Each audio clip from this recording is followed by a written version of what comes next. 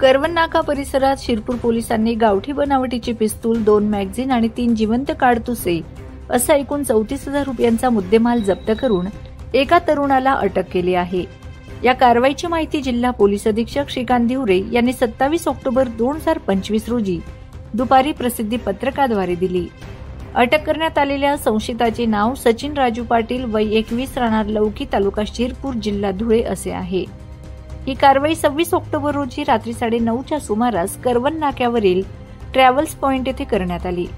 शिरपूर शहर पोलिसांच्या डीबी पथकाने पोलीस निरीक्षक किशोर कुमार परदेशी यांना मिळालेल्या गोपनीय माहितीनुसार ही छापेमारी केली।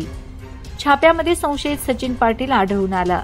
पंचांसमक्ष घेतलेल्या अंगझडतीत त्याच्याकडे गावठी बनावटीचे पिस्तूल, 1 मॅगझीन, 3 जिवंत काडतुसे असे साहित्य आढळले। पोलिसांनी सदर मुद्देमाल जप्त करून सचिन पाटील यास ताब्यात घेतले। या प्रकरणी पोलीस कॉन्स्टेबल गोविंद कोळी यांनी शिरपूर शहर पोलीस ठाण्यात फिर्याद दाखल केली असून संशयितावर विविध कलमान्वये गुन्हा नोंद करण्यात आला आहे।